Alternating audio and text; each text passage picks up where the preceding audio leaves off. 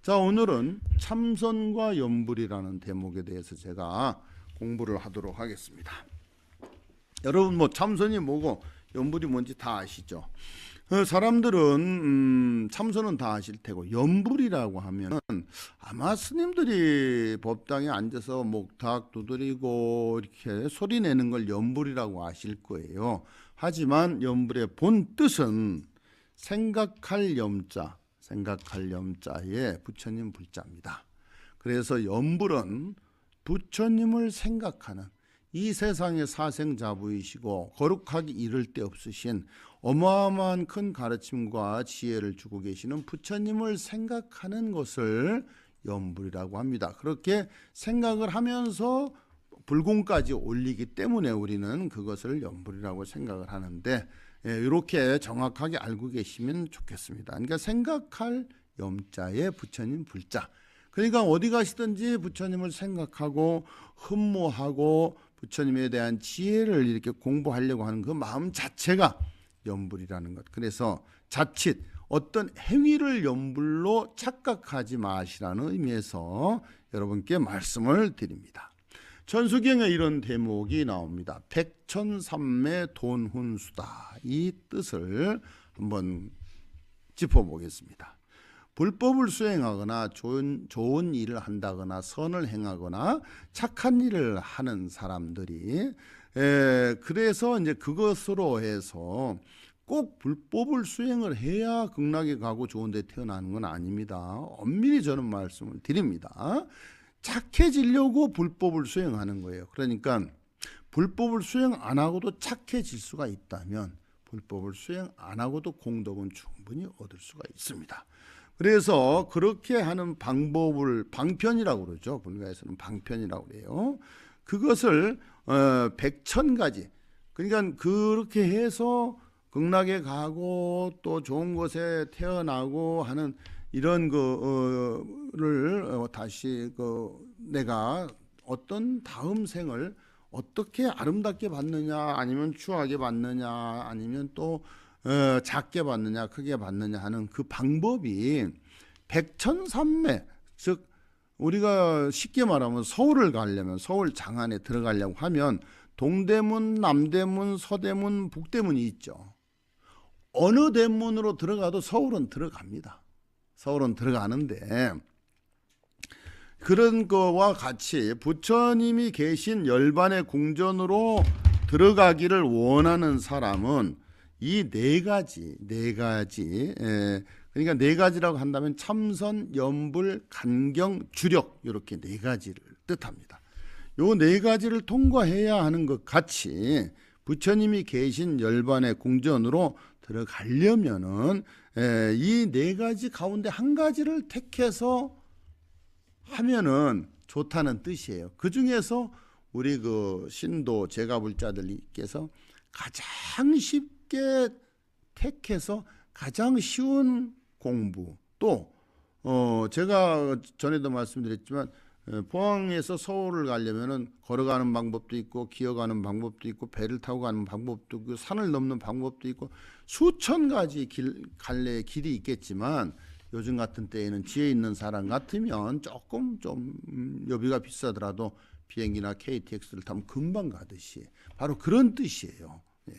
어떤 것을 하든지 간에 지름길이 있다면 지름길로 가면 되는데, 구태여 돌아서 10년 20년 걸려서 한두 시간 만에 갈 수 있는 길도 그렇게 어렵게 할 필요가 없다는 뜻입니다. 그래서 이 제가불자님들께서 부처님께 가장 가까이, 좋은 곳으로 가장 가까이 갈 수 있는 방법은 염불하는 방법이다. 그러니까 염불은 정근도 염불에 들어갑니다. 관세음보살, 아니면 나무아미타불, 지장보살, 화엄성중, 모든 염불이, 어떤 염불이 더 좋고 어떤 염불은 더 안 좋고 나쁘고 이런 거 없습니다. 절대로 없습니다. 그러니까 분별심을 갖지 마시고 이건 좋다 저건 나쁘다, 이게 더 좋아 저건 좀 안 좋아, 이 사람이 더 예뻐 저 사람은 덜 착해, 이 사람이 더 좋아, 이런 거 마음 내지 마시라는 거예요. 상대가 좋고 나쁘고 깨끗하고 더럽고 그런 건 전혀 없습니다. 내가 그렇게 생각을 할 뿐이에요. 항상 그걸 마음에 이렇게 두시기 바랍니다.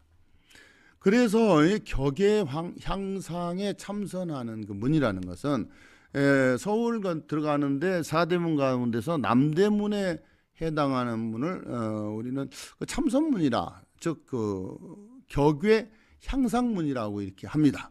대부분의 수행이 한 계단 한 계단씩 밟아서 위로 올라가는 거에 비해서 참선이나 연불같이 좀 쉬운 방법으로 하게 되면은 좀 단시간, 짧은 시간 내에 거의 어떤 그 최고의 경지까지 올라갈 수 있다는 그 뜻으로 격외의 향상문이라고 이렇게 부릅니다. 이 참선법이라고 하는 것은 내 마음을 가지고 내가 마음을 잡는 방법이죠. 누가 뭐 해주는 것은 없습니다. 우리나라 선지식 큰 스님들께서도 그런 말씀을 많이 하셨죠.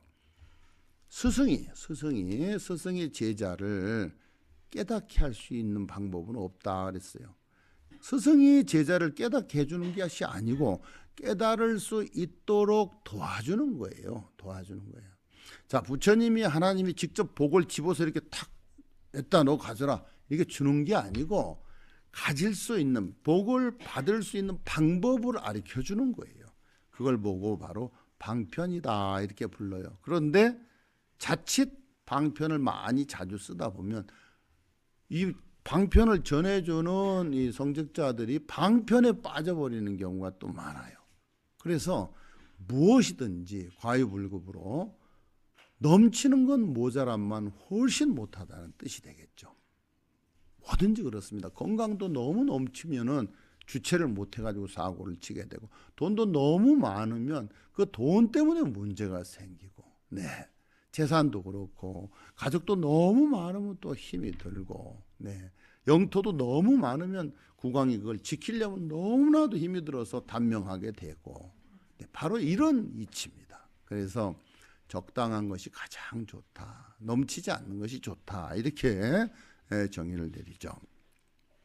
우리 자신을 어떤 그 자동차에 비유를 한다면 몸뚱이는 자동차의 그 차체라고 이렇게 보면 됩니다. 차체와 마찬가지고 마음자리는 바로 운전사라는 뜻이죠. 곧 운전사가 참된 나지 자동차와 같은 이 몸은 껍데기에 불과하다.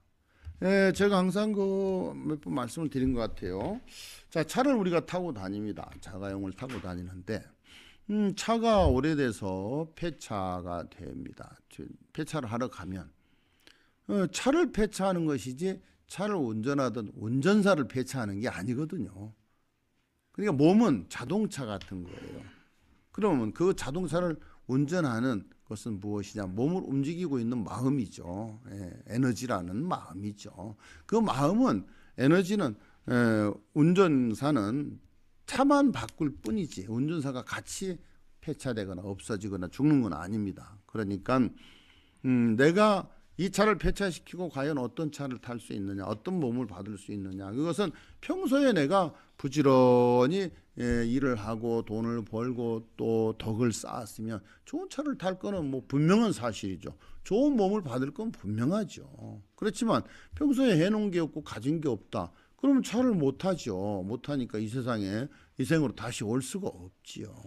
또 복을 조금밖에 못 지었다, 그러면 뭐 에쿠스 타던 사람도 티코를 타거나 자전거를 타거나 아니면 걸어 다니거나 그 방법밖에 달리 방법이 없어요. 그래서 이 생을 사는 게 얼마나 이게 정말 우리에게는 최고의 기회라고 생각을 해야 됩니다. 우리는 생각도 할 수 있고 행동으로 옮길 수도 있고 자유자재로 과학 문명도 누릴 수가 있지만 짐승이나 벌레나 뭐 나무나 꽃이나 이런 것들은 그렇게 못 하잖아요. 나무도 생명이고 꽃도 생명이고 풀도 생명이지만 그 자리에서 태어나서 꼼짝 못하고 사람들이 베면 베는 대로 그냥 그걸 당해야 되고 맞아야 되고, 또 가축도 그렇지 않습니까? 죽이면 죽이는 대로 죽어야 되고 아니면 쫓겨나서 유기견으로 고생해야 되고, 또 우리가 곤충 같은 것도 한번 보세요. 낮에는 그래도 이렇게 뭐가 보이니까 자유자재로 다니지만 밤에는 아무것도 보이지 않는 완전 암흑천지예요. 거기에서 그냥 꼼짝을 못하고 가만히 있습니다. 여러분들 밤에 물고기들도 왜 물속에 보면 자고 있잖아요. 곤충들도 이렇게 자고 있습니다. 자고 있는 물고기 우리가 어떻게 해요? 막 그 옛날에 같으면 간드레뿔 같은 거 들고 다니면서 톱 같은 걸로 이렇게 쳐서 잡고 망치로 막 그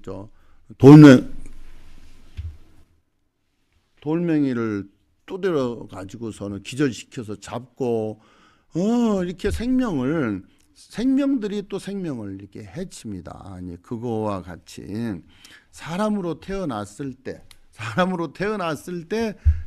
복을 많이 지차는 뜻이에요. 몸뚱이도 총각처녀 시절에는 잘나고 예쁘다고 큰 소리치고 다니지만 늙어지고 나면 늙고 병들어서 수명이 다하면 이 몸을 그냥 버려버려야지 뾰족한 방법이 아예 없는 겁니다. 네. 그렇다고 불법이라는 것은 과연 무엇인가? 아예 안 들립니다.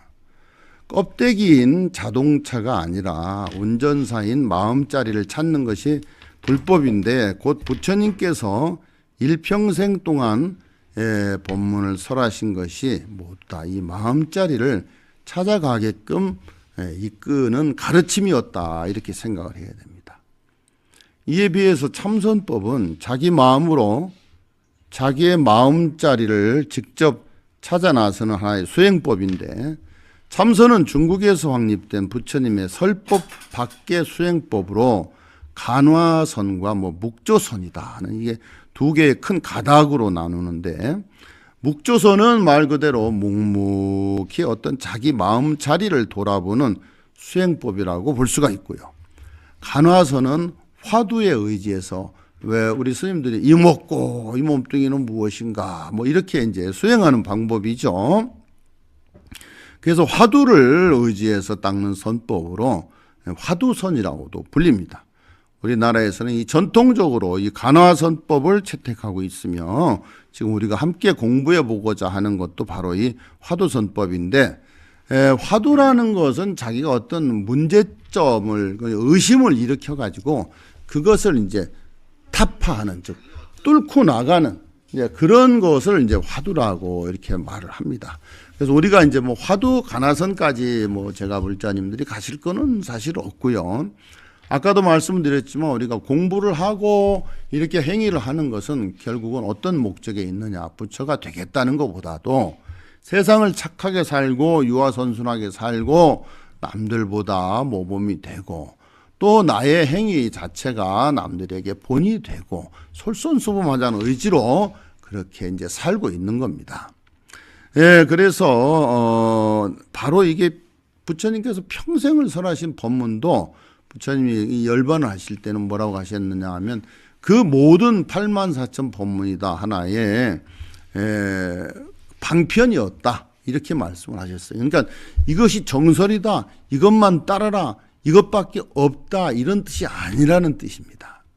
그래서 아무리 약방문 그러니까 병을 고치는 처방전이나 약방문이 많다고 할지라도 그 약방문만으로 약방문이 병을 고쳐주는 게 아니라는 뜻이에요.